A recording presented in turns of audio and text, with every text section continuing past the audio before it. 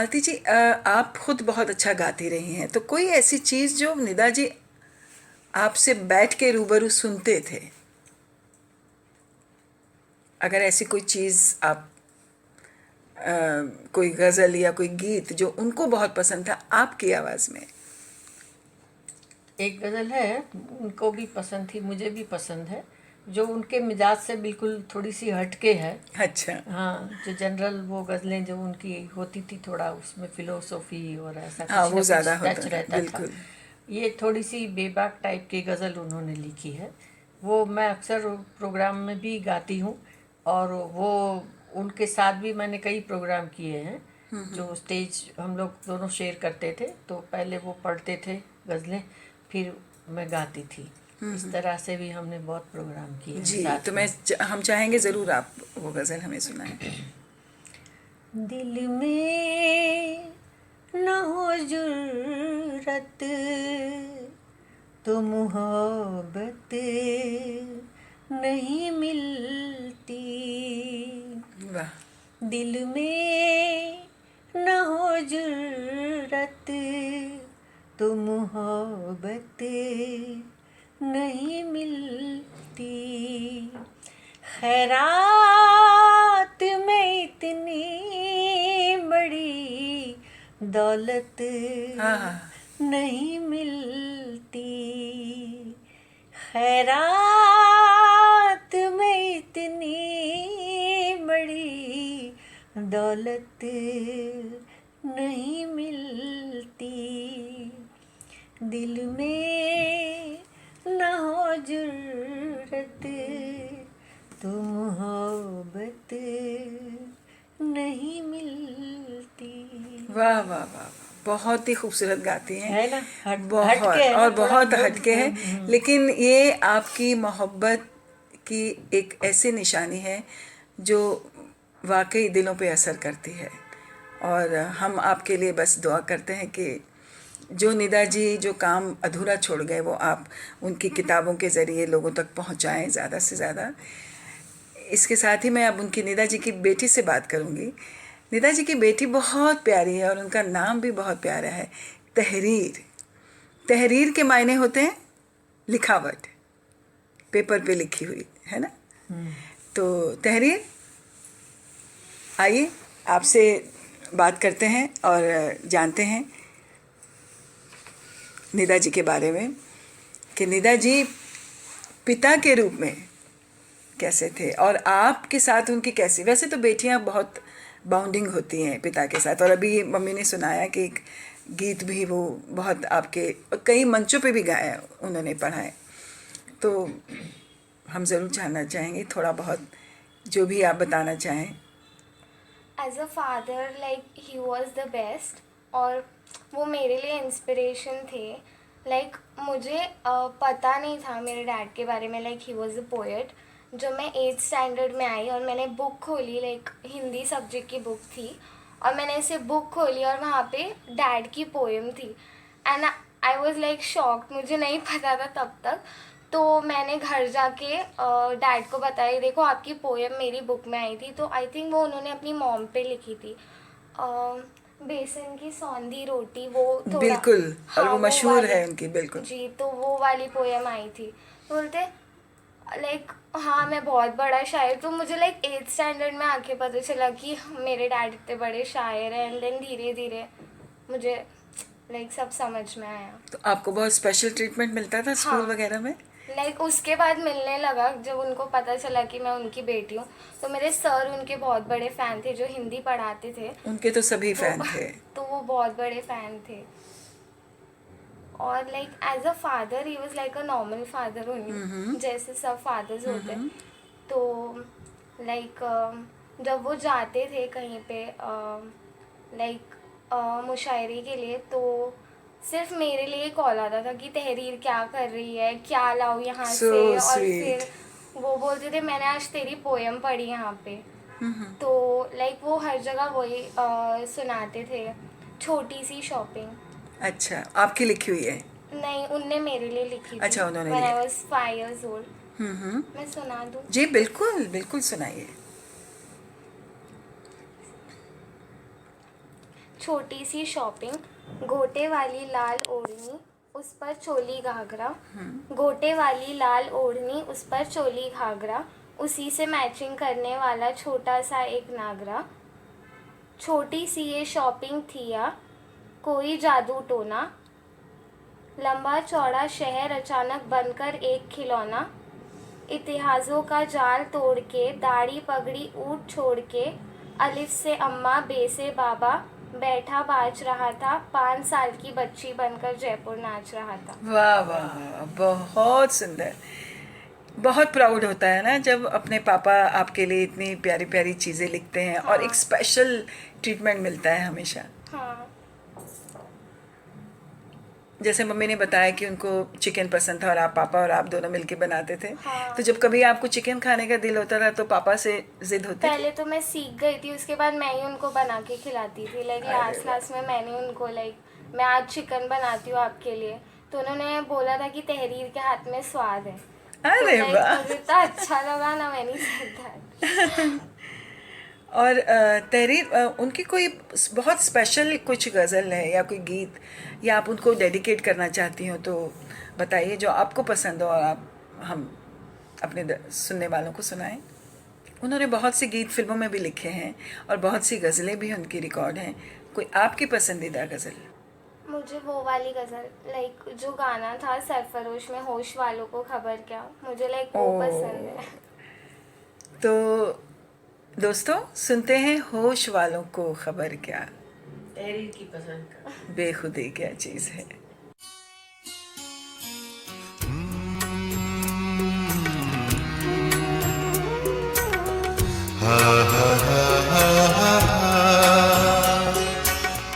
होश वालों को खबर क्या, बेखुदी क्या चीज है। होश वालों को खबर क्या, बेखुदी क्या चीज है। इश्क कीजिए फिर समझिए, इश्क कीजिए फिर समझिए, जिंदगी क्या चीज है। होश वालों को खबर क्या, बेखुदी क्या चीज है।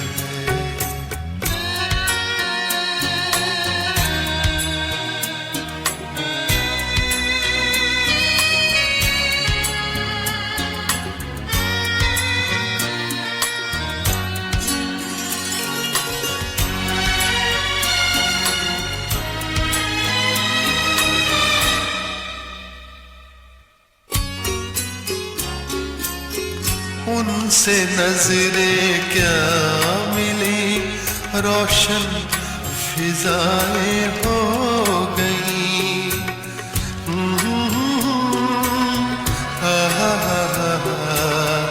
ला ला ला ला ला, उनसे नजरें क्या मिली, रोशन फिजाएं हो गई। आज जाना प्यार की जादूगरी क्या चीज है। आज जाना प्यार की जादूगरी क्या चीज है।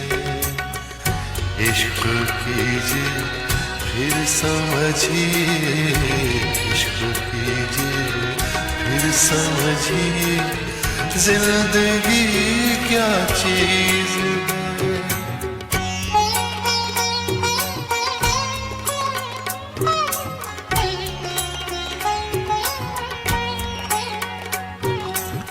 खुलती जुल्फों ने सिखाई मौसमों को शायरी।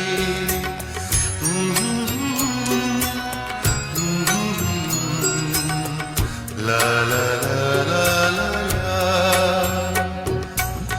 खुलती जुल्फों ने सिखाई मौसमों को शायरी।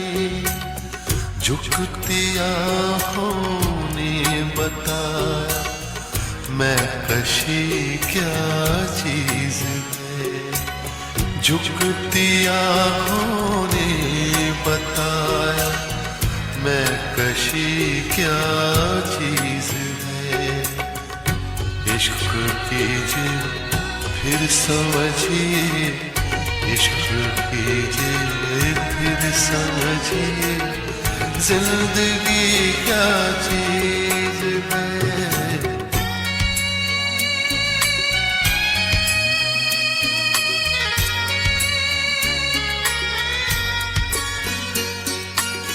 हम लबों से कह न पाए उनसे हाले दिल कभी।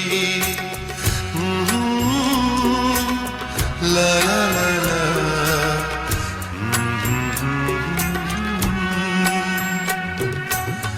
हम लबों से कह न पाए उनसे हाले दिल कभी, और वो समझे नहीं ये खामोशी क्या चीज है। और वो समझे नहीं ये खामोशी क्या चीज है। इश्क कीजिए फिर समझिए, इश्क कीजिए फिर समझिए, जिंदगी क्या चीज है। बहुत ही सुंदर गज़ल, बहुत ही सुंदर गज़ल। तहरीर आप भी लिखती हैं? क्योंकि आपका नाम बहुत खूबसूरत है तहरीर, तो आप भी लिखती हैं थोड़ा बहुत? नहीं, बिल्कुल मुझे ना नहीं? गाने का और लिखने का शौक नहीं है। बिल्कुल भी नहीं? नहीं। तो मतलब पापा के जो जो गुण है वो आप में ये इस बात में नहीं आया है? नहीं। कोई और चीज़ जो पापा की आपको बहुत पसंद रही और वो आप उसको फॉलो करती हैं? ऐसा तो कुछ नहीं है। मैं एक्चुअली मॉम ने बोला कि वो बहुत रिजर्व थे, मैं हाँ। अभी भी उतनी रिजर्व्ड हूँ। तो तो मतलब आप पापा कार्बन कॉपी कि हाँ। बहुत बोलती नहीं है ज़्यादा? नहीं, बिल्कुल ही नहीं बोलती हूँ। जब पहले मैं छोटी थी तो सब आते थे मीडिया वाले घर पे, तो पापा मुझे बोलते थे कि यहाँ पे आके बैठ, सब आए, तो मैं छुप जाती थी रूम में, मैं बाहर ही नहीं आती थी। तो लाइक मैं अंदर ही छुपी होती थी, मॉम जाती थी और मैं बोलते थे आजा कैमरा मैन आए हैं तू। तब से ही मेरा ऐसे ही है। लेकिन आजकल तो मीडिया, बच्चे तुम्हारी उम्र के और मैं बच्चे अभी भी मास मीडिया कर रही हूँ, लाइक अभी तो तो अब तो तुम्हें मास मीडिया, तो you have to be open. या नाउ अभी थोड़ा थोड़ा मैं खुली, बट लाइक पहले तो बिल्कुल नहीं, पता नहीं क्यों, पर अभी भी थोड़ा होता है मुझे। मैं बाहर जाती हूँ तो कोई सवाल या इंटरव्यू होता है मेरा, तो मैं एकदम घबरा जाती हूँ। लेकिन अभी हमारे साथ तो आप बहुत प्यार से बात कर रही हो। ये फर्स्ट टाइम है मेरा, वरना मैं कभी ऐसे खुल के बात thank you so much darling, बहुत प्यारा। अच्छा मैं ये अब आप कहीं जाती हैं और लोगों को पता चलता है कि आप निदा जी की बिटियां हैं, तो फरमाइश करते होंगे कि कुछ पापा का सुना दो या कुछ पापा ने लिखा। हाँ, मेरे कॉलेज में अभी जस्ट उनको पता चला कि मैं उनकी बेटी हूँ, तो उनको पता नहीं था, तो ही वाज लाइक शॉक्ड। बोलते तुम उनकी बेटी और तुमने अभी तक बताया नहीं। सो उनको भी बुक या फिर कोई पोएम चाहिए थी डैड की, तो मैंने उनको दी। तो कोई पोएम उनकी अभी याद है जो आप सुनाना चाहेंगे? याद तो नहीं है वैसे ज़बानी। अच्छा, कुछ पढ़ा लिखा हुआ हो अगर वो पढ़ना चाहेंगे आप, क्योंकि आप वैसे भी बहुत कम बोलती हैं, तो अब मौका मिला है तो बोलिए और अच्छा लगेगा सुनने वालों को। निदा जी की खूबसूरत सी प्यारी सी बेटी तहरीर अगर उनके लिए कुछ पढ़ती है तो ये पापा के लिए एक बहुत बड़ा ट्रिब्यूट हो जाएगा आपकी तरफ से। ये तो वो भी सुनेंगे, हवा में होगा ना। एयर यहाँ से जाएगा, एयर से जाएगा। मुझे ये वाली बच्चों के छोटे हाथों को चांद सितारे छूने दो, 4 किताबें पढ़कर ये भी हम जैसे हो जाएंगे।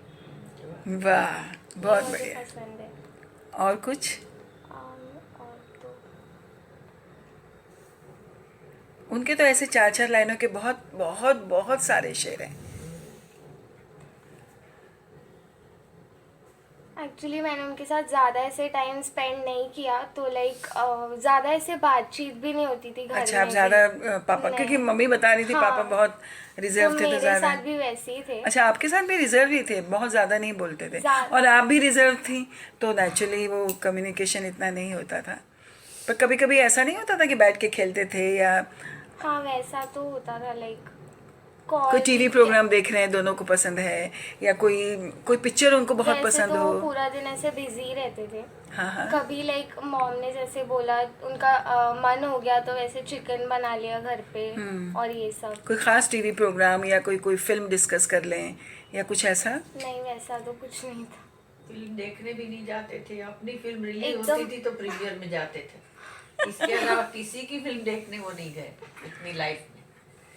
ना टीवी पे देखते थे, टीवी के कोई प्रोग्राम भी नहीं देखते थे। नहीं, लेकिन अवार्ड फंक्शन में जब उनको अवार्ड वगैरह सब मिला, तब तो जाते ही होंगे ना? वो नहीं। मैंने बताया ना पहले ही आपको, हाँ। कि वो किसी फंक्शन में नहीं जाते थे। अवार्ड की जितनी भी सरफरोश में उनको ट्रॉफी मिली थी, ट्रॉफी मिली थी। वो प्रोड्यूसर खुद जाके उधर फंक्शन में ट्रॉफी लेके फिर घर पे देके गए, वो नहीं गए।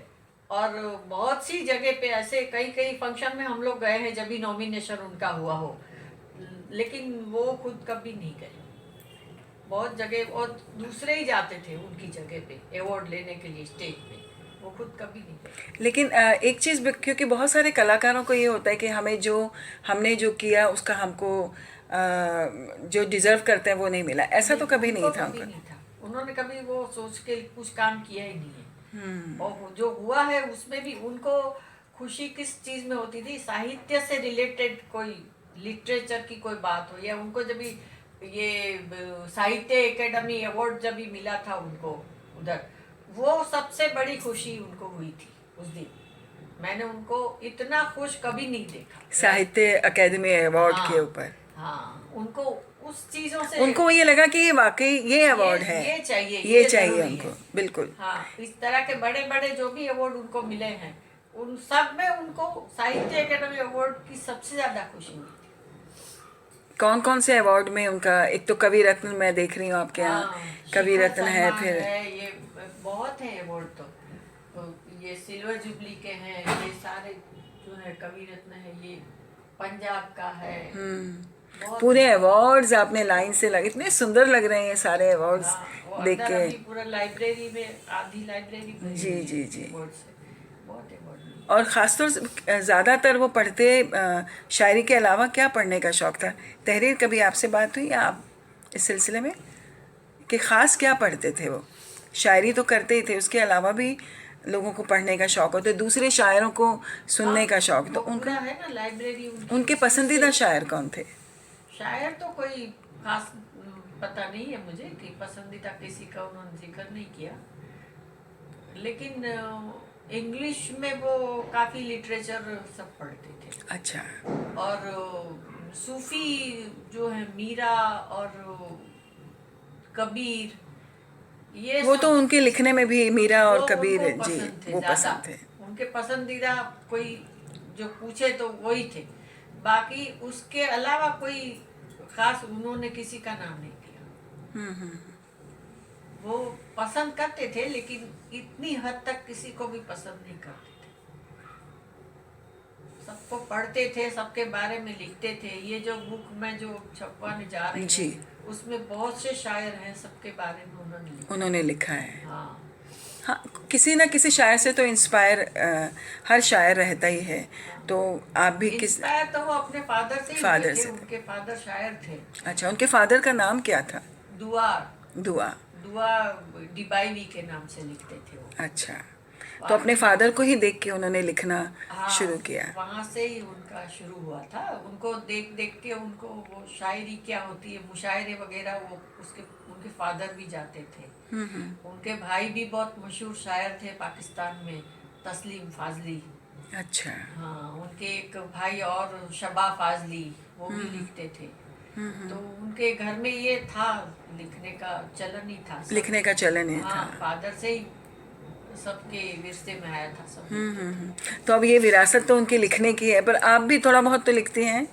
हाँ, थोड़ा थोड़ा बहुत तो लिखती हैं। उनको देख देख के सीखा है मैंने। जी जी जी जी। तहरीर, कुछ और आप शेयर करना चाहेंगी?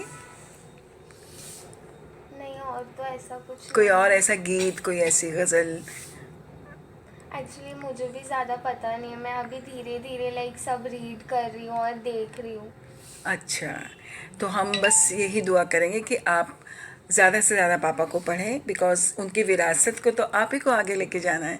क्योंकि आप कहीं भी जाएंगे मंचों पे, आप और मम्मा, तो लोगों को ये एक उम्मीद होती है कि आप कुछ पढ़ें निदा जी का। और उनका तो इतनी बड़ी विरासत है, उन्होंने इतना कुछ लिखा हुआ है। तो बस हम तो यही चाहते हैं कि आप उनकी विरासत को आगे लेके जाएं। और एक खूबसूरत सा गीत, मालती मैम कुछ आप बताइए, कौन सा गीत? एक खूबसूरत से एक नहीं बल्कि दो गीत हैं। एक जी। तो मुझे पसंद है, वो अजनबी कौन हो तुम, जब से तो दोस्तों एक सबसे प्यारा गीत तो हम पहले सुनते हैं कि अजनबी कौन हो तुम। और दूसरा जो लता जी ने अपने जो बेस्ट गानों में डाला हुआ है, वो तेरे लिए पलकों की झलक। हाँ, ये दोनों ही गीत हाँ। निदा जी के लिखे हुए हैं। आप सुन रहे हैं रेडियो हिंदी, अपनी भाषा कहीं भी कभी भी। तो निदा जी फिल्मी गीतकार की हैसियत से भी वो बहुत मशहूर रहे और उनके बड़े बड़े हिट गाने रहे। और ज़्यादातर गाने उनकी सूफियाना जो तबीयत थी उससे ज़्यादा मुतासिर रहे। उनके गानों में भी वो झलकता है। जैसे मैम ने बताया कि वो बहुत सूफ़ी, मीरा, कबीर को बहुत पढ़ते थे। तो जाते जाते हम आपको एक बार फिर उनको हम अपना ये प्रोग्राम डेडिकेट करते हैं और मालती जी का और तहरीर का धन्यवाद करते हैं। और ये गाना जो लता जी ने गाया है, तेरे लिए पलकों की झलक, तेरे लिए पलकों की, फिल्म का नाम हरजाई। हरजाई फिल्म का गाना हम आपके लिए इस गाने के साथ आपको छोड़ के जाते हैं। फिर मुलाकात होगी, तब तक के लिए इजाज़त दीजिए। नमस्कार, take good care of yourself, bye. आप सुन रहे हैं रेडियो हिंदी, अपनी भाषा कहीं भी कभी भी।